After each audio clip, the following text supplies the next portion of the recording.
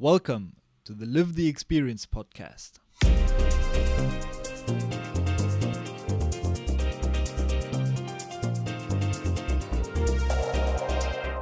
Hi, my name is Lenny and I'm your host. Welcome back to the show. This episode is a little bit different to what you're used to. After recording my first part with Dennis about his volunteer experience in Tunisia, we thought it would be very interesting to also talk about what happened afterwards and how his volunteer experience sparked the interest in seeking discomfort and paved his path for the following years. So we talk a lot about his journey within our organization after his volunteering experience, because he went quite far within our organization, and we can relate some decisions he took on his journey very well back to his experience in Tunisia. We don't only try to develop responsible leaders through volunteering, but also through our other two products, Global Entrepreneur and Global Talent, and of course through being a member and working for AIESEC. So I think it's very interesting to connect his volunteer experience to his journey afterwards, and see what he learned along the way and how his volunteering experience helped him throughout the journey. I hope you will enjoy it and talk to you after the episode.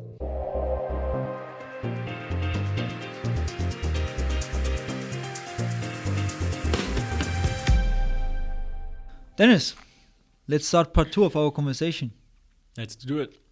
So in part 1, you shared a little bit about your experience in Tunisia, going on a volunteer project to Tunisia and trying to bridge the gap between the Arab and Western world. It was very interesting to hear about your perspective and situations where you were influenced by Western perspective, I think I can say, but then see how it turned out and what you did after your project. Trying to carry these learnings from this project back to the Netherlands and Germany. Mm-hmm. Now, the reason I want to record a part 2 with you is because I think your career, so to say, after this project, because that was your very first AIESEC experience, right? Mm-hmm. You had with the organization, it's quite remarkable, and you went quite far in the organization after your project. So I'm very curious to see how this turned out and what you did. So why don't you tell us a little bit about the reasons you had, or why did you continue in the organization after your project? So I joined AIESEC a few months after I came back from my voluntary project. And the main reason I think why I applied for a position in AIESEC is because I was angry at AIESEC, because they hadn't really fulfilled my expectations for project, and I think there was a lot of things that one could do better.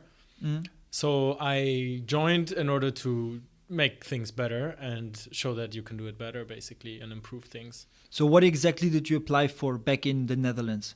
I wanted to be an exchange participant manager, which is the person who takes care of the volunteers who go abroad, who helps them find projects, stays in touch with them, and ensures that everything goes well. And give them the kind of framework and environment where they can develop the leadership qualities that AIESEC seeks to develop. And how did you then try back, like in your new position, back studying in your new position in Maastricht in the Netherlands? Then, what did you actually do to, as you said, you were guided a little bit by anger. Yeah. So what did you do differently, or what did you try to change so that the fellow volunteers would not have the same feeling as you did? What I did, I wanted to have the most volunteers that I took care of. So I wanted to have more people that I'm responsible for than anyone else on my team. I wanted to give them the best experience, make sure that everything's perfect for them, until I realized that actually maybe it's not really about that. Because what I then started doing is changing the expectation settings. So instead of fixing problems that occurred to me, I started fixing the mindset that people have before they go on a project, because that's what helped me survive in the end. My mindset. Expectation setting. Yeah, exactly. So I started setting different kind of expectations. I told them, look, this happened before, or this kind of stuff can also happen to you. Like, for example, with me, I didn't have a project for 4 weeks and then I couldn't join. I would say, like, yeah, that's a challenging experience. You might end up living in a house with 30 people from 15 different countries, but you'll figure it out. Just go there with an open heart, with an open mind, embrace those situations, and then you're in the end responsible to make your experience. And having expectations can only make your experience worse, you know? I mean, that also applies to other situations in life. If you go with expectations, it's very easy to get disappointed. Yeah. So, yeah, I kind of hacked into expectation setting, and then people also came back much happier, and they were much happier because they knew I'm going to be in unexpected situations where I have to decide how I want to act. Yeah. And yeah, I think that worked pretty well for them. And then you spend 1 year in this position, right? Half a year, actually, only. Half a year only.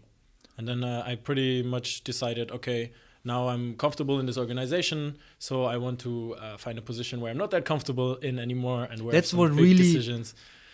I really like this, seeking discomfort. I'm a big fan of it. How did you, what kind of mindset, or do you think that being in Tunisia, doing the volunteer project in Tunisia, helped you to appreciate discomfort a little bit more? Yeah, I actually recently had a conversation about this with a friend of mine who told me, I asked him, why don't you do this? It's going to be very nice for you and you're going to feel very comfortable doing it. And he said, no, I always seek discomfort. Otherwise, I don't grow.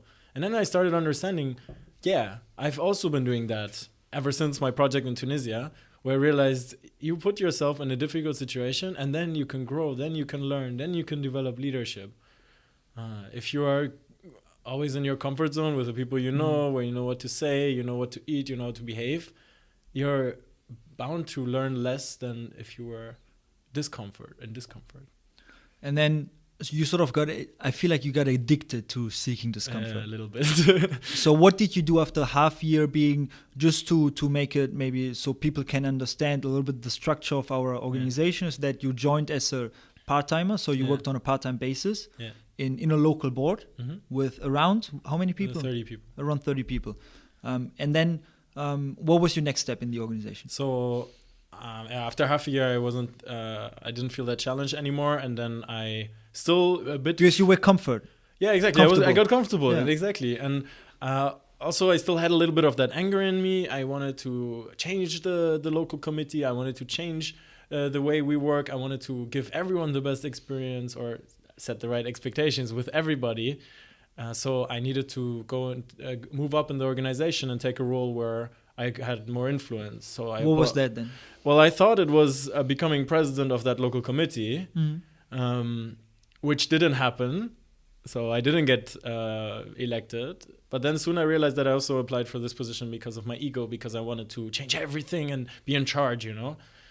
How much time did it take you to realize, to become that self-aware, saying, okay, the ego actually, the big reason for me only wanting this position, being the president, was part of that? It was again putting me in discomfort, because I heard about this, that I didn't get it on a Friday. Then I had a weekend where I had time to think. And then on Monday I would go to the office and see my opponent who had gotten the vote. Who became president? Yeah, and then I was thinking on Sunday, how would I want the other person to act if I would have won? Yeah. And it was to get appreciation, have a congratulations, and accept the result. So I thought, okay, what can I do in order to accept the result? And it was very uncomfortable for me, because then I went to buy some flowers, went to the office. Yeah, I met her and I congratulated her. And that was more for me than for her, actually. It was for me to close it, be fine with it. And then from then on, I actually realized, oh, damn, you did it for your ego. And you didn't do it for the better, you did it for your ego. Yeah. And then I picked myself up and applied for a different position. Which was? To be in charge of all the outgoing global volunteers. Yeah. Which is then also a full-time position. Exactly. Right? It's also full-time, and then you have a team of 8 people who work with you, and then I could really translate my idea to them and make sure that we're all pulling on the right string. And then what was your responsibility in this new position then? And it wasn't to give experiences myself anymore or set expectations, but to help 8 other people set expectations better, give a good experience to our volunteers, make sure that we get enough volunteers. So to lead a team. Yeah, to lead a team, to also help them grow as well as humans. Because at the end, then you led the team of which you were part the year before, exactly. as someone who would help other students to become volunteers and to send them abroad. Yeah, and then I became the team leader, basically. Yeah. Yeah, and then I did that for a year, and that also worked really well. We grew by 100%, so we doubled the amount of volunteers that we sent abroad in 1 year, and also more and more of them came back with a better experience simply because they had the right expectations from the beginning, and we weren't promising them rainbows and sugar, but we promised them a challenging experience where they would grow. What then, if you look back on this, because this then was your first full year in one position, right? Because the year before was only half a year. Yeah. After this full year, what do you think are your learnings from seeking discomfort, like seeking the challenge in a new position? Well, you grow a lot. It's just discomfort is the thing that allows me to grow. I was not used to leading 8 people in a team, out of which 6 were also girls. I wasn't really comfortable around girls back then, a really shy guy, you know. And then also being responsible for their personal development on top, right? Helping them to become better at what they do, but also as people. To also open up, to develop their own leadership qualities while doing a good job. Exactly. Good that you mentioned, because at the end, in AIESEC, we want to develop young responsible leaders, not for people who go on exchange and go abroad and do a project, but also the people who work for AIESEC, right? So in the boards, in the national boards. So while they were responsible for developing leadership in our volunteers, I was responsible for giving them we call them team standards, to give them the environment they need in order to flourish and grow and develop their leadership as well, which means also challenging my team. Like someone who was not that good at public speaking, I would put her in front of people so she would get exposed to people and be able to improve her public speaking, because that's something that she wanted to do. Was that, do you think, one of the first times you were in a position where you really saw what empowering others means for you? Definitely. So what does it mean for you? I'd never been responsible for so many people. Empowering others means to help. It's a very broad description, and I think you can apply it in a lot of different ways. But I think for me, it means to have trust in other people, to realize how you can actually help another person to do something great or to grow, develop themselves. So every single person, of course, needs different things, and it's the power of understanding what that significant other needs right now in order to be able to become better or a better version of themselves. Now, we continue a little bit in your career, okay? So you finished the board year in Maastricht as a vice president. But then, since you're addicted and probably still are for seeking discomfort, you thought, what was when you finished that year, what did you decide to do next? Well, in that year also, because of an AIESEC conference, I was exposed to my purpose in life. So I realized what my purpose in life was. Deep now. It's deep, it's really deep. And AIESEC is really good at creating these kind of moments where you realize things about yourself that you didn't know you have in you. So I realized my purpose in life was to reduce inequalities. And that related to me because I know that, like my family in Iran, for example, my cousins did not have the money or let alone an AIESEC office in their city to go on a voluntary project, for example, and grow the way I did. So I and then combined that with the fact that I'm German-Iranian, always been an ambassador for both Iran countries. And Germany and Germany and Iran. I wanted to actually get to know Iran better.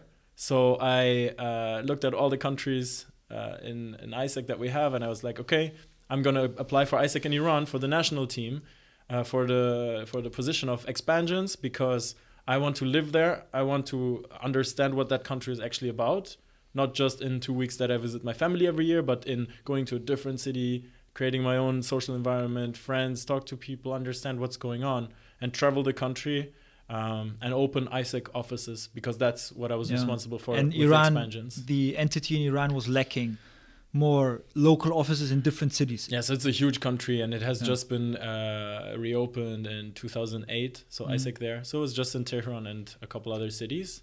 So how difficult was for you the whole process, like from being in the board of a local board towards going to the national board of another country, and not a European country, but Iran. The process was not easy, but it was okay. I mean, that was fine. Like it was still like AIESEC in Iran was not the biggest entity out there, not super professional. I would say they were a bit less developed than AIESEC in the Netherlands. So it was a bit of a mid step to go national. Yeah. And we were very close with the local committees there. We would work from the same offices. We would visit them a lot, have a lot of conferences together. So in that sense, it was a really close relationship between local and national over there. And then, of course, also because I'm half German and I come from abroad, I'm a superstar there. Not really, but people just want to talk to you because you're an international and they want to show you their country. You're different, show you that you're right? welcome. Yeah, and they want to give you hospitality. Even though I always told them I'm half Iranian, I understand. They were like, yeah, no, you don't. Yeah, you're not really Iranian. No, you know, like part of Iran, but let us show you the other side as well. Yeah, So, but then what are since it was such a big change for you in terms of culture, surroundings, climate, weather, everything, what do you take out of this year in Iran, being in the national board of AIESEC in Iran? Yeah, it's really interesting because AIESEC is in so many countries, and then you see a different AIESEC reality, and it really shows you a lot of things about your previous AIESEC reality. So I realized a lot of things about the Netherlands that could be better in the Netherlands and AIESEC from AIESEC in Iran, and vice versa. And I had this cultural exchange again that I had as well in Tunisia, but then on an organizational level, not so much on a cultural level. Yeah. And I just learned a lot more about the organization by seeing how it is run in a different country. And that showed me a lot of opportunities for the Netherlands again, how we could become better at AIESEC, how we could do more, how we could impact more people, develop more leadership in the end. And it's nice. Beautiful transition, because now after your year in Iran, you decide, no, I want to do more. I want to continue in this organization even for one more year, right? Yeah. So what led you to come back to the Netherlands and to come back to the entity in the Netherlands? When I left the Netherlands, I felt comfortable in my position in the Netherlands. Coming back to seeking discomfort. Exactly. And then I was seeking discomfort to go to Iran. And then when I was in Iran, I saw so many things that I could still change in the Netherlands that I became uncomfortable again about going to the Netherlands. Yeah. And then I realized that that's my next challenge. And going for discomfort, I then saw the only way to come back to AIESEC in the Netherlands and apply for leading this entity and becoming the president of AIESEC in the Netherlands eventually. How was that process for you? That was a very intense process because you start like half a year before the actual elections, preparing everything, understanding yourself, understanding your stories. What did I develop? How am I going to tell this in a speech and an interview? And it's very exciting, very nerve-wracking as well, the whole process. But then once you're there, you realize, shit, now you're responsible. Now eyes are on you, and now you're going to be uncomfortable, and that's fine. Would you say that every experience you did, a part-time member, being part of a local board on a full-time basis, being part of a national board in a different country, and then leading a whole entity in the Netherlands, would you rank them based on how much you gained out of each experience, or would you say every experience was a different one, and I can take so much out of every single experience, and I cannot really say this was more valuable to me than the other one? Well, maybe I can differentiate a little bit on intensity of the experiences and where I learned more or less. So I think the very first intense one, because back then I was not used to that, because I was just a student doing my student life, parties here, friends there and studying. So the voluntary project in Tunisia was definitely something that disrupted that and something where I grew a lot. Then being a member in AIESEC,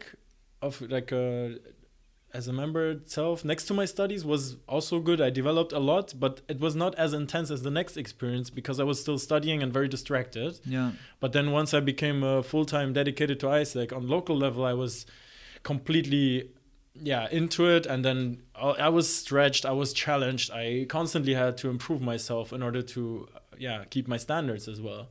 Yeah. And then later on in Iran, that was challenging again, but on a very different way again, because it was more culturally challenging. Also, the AIESEC reality was different, but I was comfortable because I had already led a team and I was leading a team again there. And I was just embracing that. And then the biggest of all, and one with the biggest learnings as well, I think, was my last experience as president of AIESEC in the Netherlands. Because then... you ask yourself, how do I shape a culture for 300 people in the same organization? How do I get everyone together? How do we get everyone excited about leadership development and understand leadership development the same way to get everybody under one umbrella and then go for something big together? Yeah. So it's very challenging. experience where I learned so much. And that later also got me my job, basically. Yeah. Let's go back to your job in a little bit. Yeah. But before we go to your current state, what you're currently doing, I'm a little bit interested to get your input on some things we do in AIESEC and we try to develop. In this podcast, I always try to talk about leadership, developing young, responsible leaders. And in AIESEC, that means developing certain qualities, right? Yeah. Empowering others, solution-orientated, self-awareness, and being a world citizen. Now, why do you think these 4 qualities are relevant for being responsible leaders? So, behind these qualities, there's also elements that define them a little bit better, but I think it's very broad qualities that can be interpreted in different ways as well. But in a nutshell, they summarize everything that belongs to leadership. Yeah. In my opinion. So I think it's very relevant to, and it's a nice overview of 4 qualities that you can define, and you can say, okay, I want to develop these. And that, I promise you, if you focus just on these 4, makes you a better human being, and you'll know better how to contribute to a better world and where to make a difference. How did these 4 qualities shape you throughout your long AIESEC career, I want to say? And remember that in your project in Tunisia, you weren't that aware of them because just first of all, no one told you really about them, I can believe, but then also no one really encouraged you to actively think about those. True. But then once you became a member, you probably read about them, you heard more about them, you got actually encouraged to think about them at conferences and sessions. So how do you think those 4 qualities shaped your last 4 years? A lot. I like, people come to me and ask me, okay, so do you feel that you're self-aware now or you're a world citizen now? And I'm like, no, because I don't think that you ever feel 100% world citizen. I think it's an effort that continues throughout your life. You always have to work on developing your leadership. You always have to work on developing those 4 qualities if you want. Otherwise, you will lose them. If you, let's say you travel a lot, you have a lot of friends from outside your country, you're really open to different cultures, you eat a lot of different foods, you'd say, I'm a world citizen. But then for the next 5 years, you only hang out with people from your village and you don't interact and you don't watch the news. I don't know if you are still a world citizen then. Yeah, so it goes back a little bit. Exactly. So you have to continuously work on them as well. So if you say you're a world citizen tomorrow, then I'm excited to see how much more of a world citizen you can be next week or in a few years. And the same counts for all the other qualities. You can become only more self-aware. Yeah. And I fully agree, for sure. I think that's very well summarized, how this is it's a journey, but somehow a journey that will never stop. Exactly. Because once you stop, you get thrown back and you have to start all over again. Well, that's for me, that's so exciting because you just continuously work on it. And it's about continuously working on it and not about getting there, you know? It's just like continuously growing every single day. My dad told me a day that you didn't learn something is a lost day. Yeah, and I believe that too. And the day you didn't grow is a lost day. Like, put yourself out there and seek discomfort in order to grow your leadership and yourself. Now, I think that's interesting to just hear. Also for AIESEC members all around the world who are in AIESEC and who might think about, okay, what do I do after I joined AIESEC? This whole experience, working so much in AIESEC, what did it lead you to? What are you doing now, Dennis? Well, I don't know if I told you before, but I used to study law before I came into AIESEC, and then I came into AIESEC. I realized what my life purpose is and what I want to do and what I'm excited about. I realized I'm excited about education because I think if you can do something in education, you can really help people grow and maybe develop those leadership qualities or different qualities.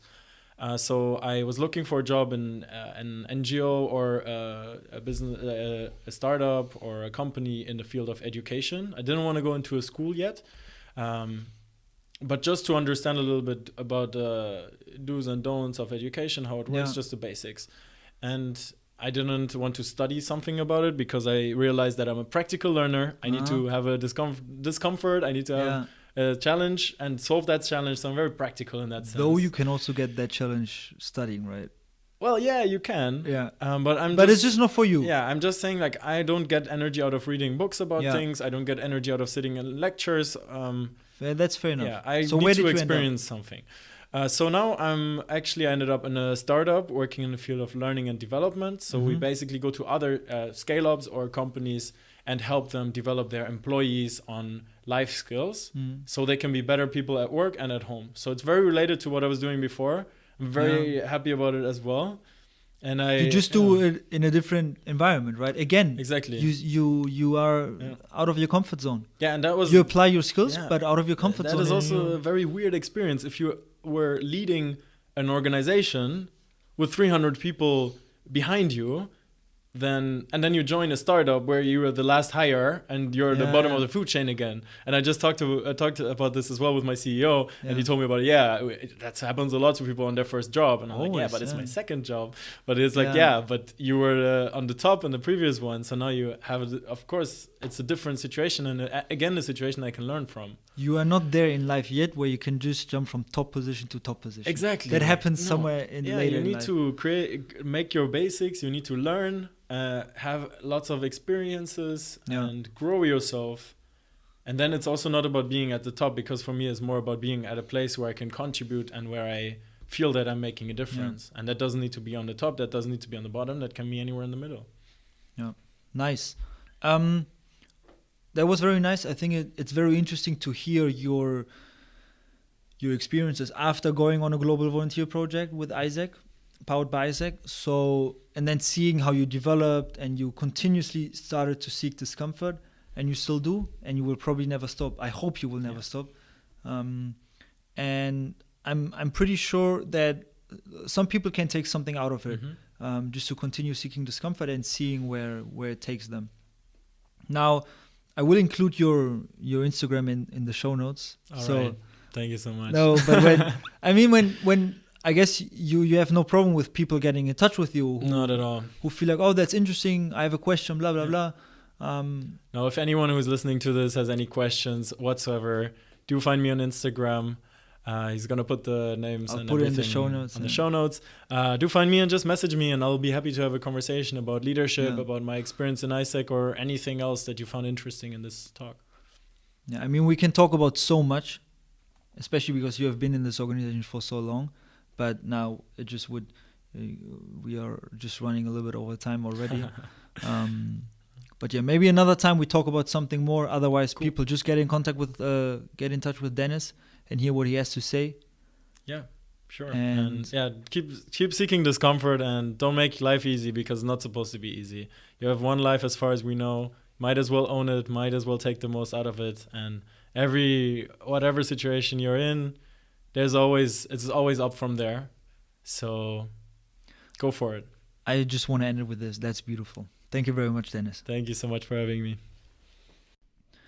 Dennis is such a great example for taking ownership and trying to take out of an experience as much as possible, and then using the learnings in the following years and always continuing to seek discomfort, so that learning never stops. I love his mindset on lifelong learning and continuous growth. Make sure to get in touch with him if you have any questions, or you just want to talk to him. If you're curious what an AIESEC experience could look like for you, make sure to contact your local AIESEC office, or just sign up on AIESEC.org and let them get in touch with you. And again, if you have any questions, if you have feedback for me or other thoughts you just want to share with me, please contact me. As always, you can find all links in the show notes, the email, our website. And if you like this podcast, please rate it and share it with your friends and family. That will mean a lot to me. Have a great day, and talk to you next episode.